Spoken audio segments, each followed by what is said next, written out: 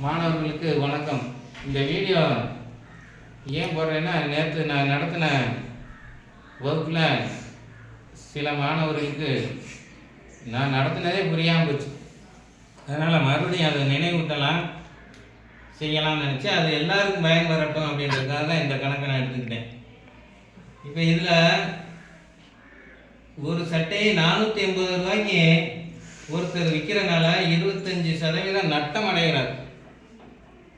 அவர் 20% லாபம் பெறணும்னா அந்த சட்டையை என்ன விலைக்கு விற்க வேண்டும். அப்போ அவர் ஏற்கனவே ஒரு இதை விற்றுருக்கார். அதுதான் பழைய விற்பனை விலை. பாபிபின்னு கொடுத்தனா பழைய விற்பனை விலை. அது அவருக்கு நட்டமாயிடுச்சு. புதிய விற்பனை விலை எவ்வளோ வச்சா அவருக்கு லாபம் கிடைக்கும் அப்படின்றதான் கேள்வி.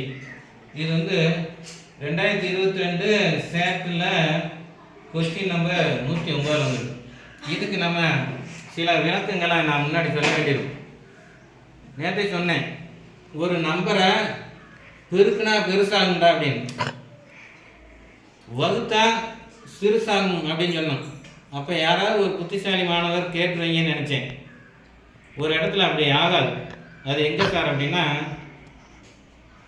பின்னத்தால் பெருக்குனா அப்படி ஆகாது. இங்கே பாரு, 100 பெருக்கிருக்கேன். எதால? 4ஆல். என்ன வச்சு விடை? 400. பெருசாச்சா? 100 இது என்னது? 1/4 பின்னம் தானே, பெருக்கத்தானே செய்கிறேன். என்ன விடை வந்துச்சு? பெருசாகலையே. ஏன்னு யோசிக்கல? 100 3ஆல் பெருக்கினேன், விடை 300. பெருசாச்சா? 100 இது என்னது? பின்னம் தானே, பெருக்கினேன். என்னாச்சு? சிறுசாயிருக்கு.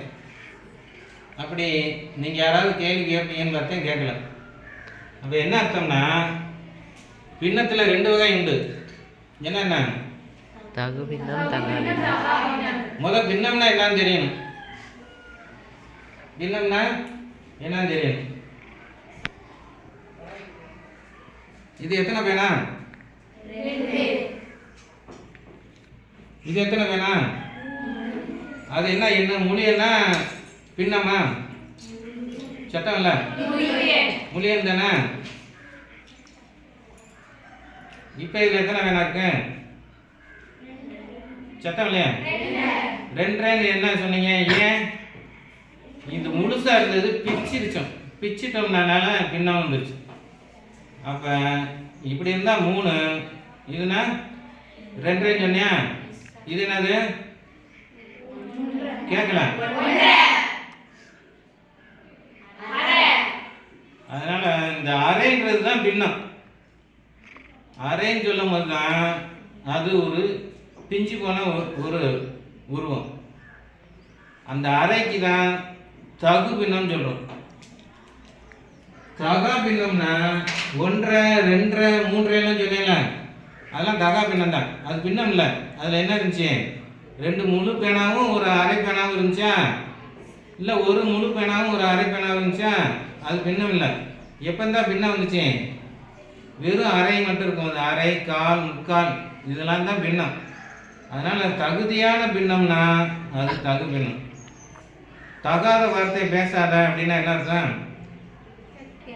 கேட்கல, கெட்ட வார்த்தை. அதனால் தகாத பின்னம்னா அது தகுதியே இல்லை. 1 அப்படின்றது பின்னம் இல்லை. ஒரு முழு எண்ணும் ஒரு அரையும் சேர்ந்துருக்கு.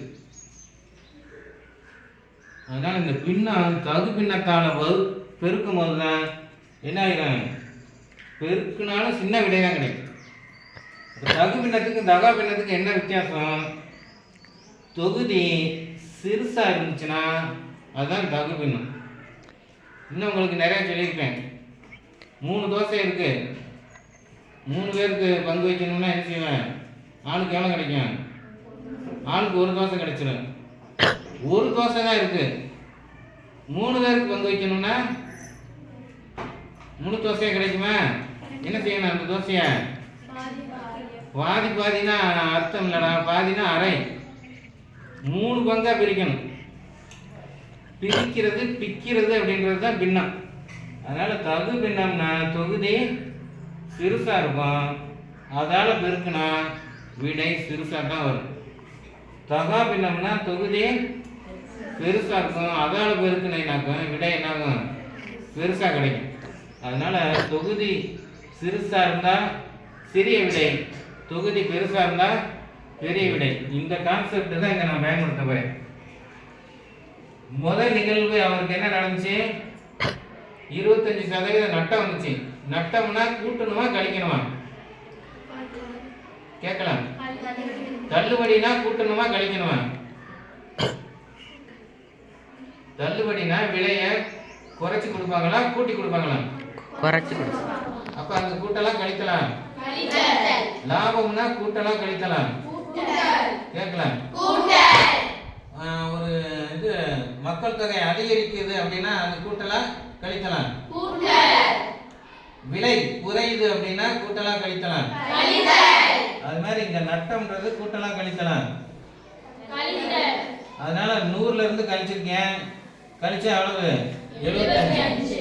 லாபம்ன்றது கூட்டலாம் கழிக்கலாம். அதனால 100ஓட கூட்டுனா 120. இதை வந்து தயாரா வச்சுக்கிறோம். இப்ப நீ புதிய விற்பனை விலை கண்டுபிடிக்கணும். தெரிஞ்சது பழைய விற்பனை விலை. இது ரெண்டுல யார் பெருசா இருப்பாங்க? ஏன்னா எனக்கு 10 லாபம் வேணும்னா என்ன விலையை கூட்டணும். அதனால என்ன பண்றீங்க பாரு, கிரேட்டர் தென். விடை எப்படி இருக்கணும், பெருசா வரணும். இதை விட பெருசா இருக்கணும். பெருசா இருக்கணும்னா இந்த பின்னங்கள்ல தொகுதி பெருசாகணும். இங்க 2 நிகழ்ச்சி நடக்குது. ஒரு இதுல நட்டம், இன்னொன்னுல லாபம். இதுக்கு ஒரு பெருக்கல் பின்னம், இதுக்கு ஒரு பெருக்கல் பின்னம். இது தெரிஞ்ச பழைய விற்பனை விலை. அப்ப நட்டத்துக்கு மேல தொகுதி எப்படி இருக்கணும், பெருசா இருக்கணும். நட்டத்துக்கு எவ்வளவு வச்சிருக்கோம், 75 பெருசா 100 பெருசா? அதனால மேல என்ன பண்ணணும், 100/75. அடுத்து லாபம். லாபத்துக்கு என்ன வச்சிருக்கோம், 120 பெருசா 100 பெருசா? அதனால எதை போடணும், அதனால மேல 120 போட்டுக்குமா, கீழே 100 போட்டுக்கனா. இது இப்ப நமக்கு தெரிஞ்ச விலை வந்து 450 போட்டாச்சா. இதுல அடிச்சு கொடுக்க வேண்டியது 100 அடிச்சிடலாமா? அப்புறம் நான் பின்ன வந்து 120/75 வந்துச்சா. இதை 5ஆம் வாய்ப்பாடில் அடிச்சிருக்கேன். 15 இங்க 96. அப்புறம் இதை 15ஆல் அடிச்சோம்னா 1 15, இங்க 8 15. இந்த 8ஐயும் 96ஐயும் பெருக்குனா 768. நீ இந்த கான்செப்ட் எல்லாம் தெரிஞ்சிருந்தா கேள்வியை வாசிச்ச உடனே இந்த இடத்துல என்ன பண்ணணும், மைனஸ். அப்ப 75ன்னு வச்சுக்கணும். இந்த இடத்துல 120ன்னு போட்டுட்டேன், நேரம் இங்க வந்துடலாம். பெருசாக்கணும்னா 120 மேல போட்டுட்டு சின்னது 75 கீழே போட்டுட்டு 480 பெருக்கி இதை மட்டும் நீ செஞ்சா உடனே 768 வந்துடும். இவ்வளவு வேலையும் மனசுக்குள்ளதான் செய்யணும் நீ.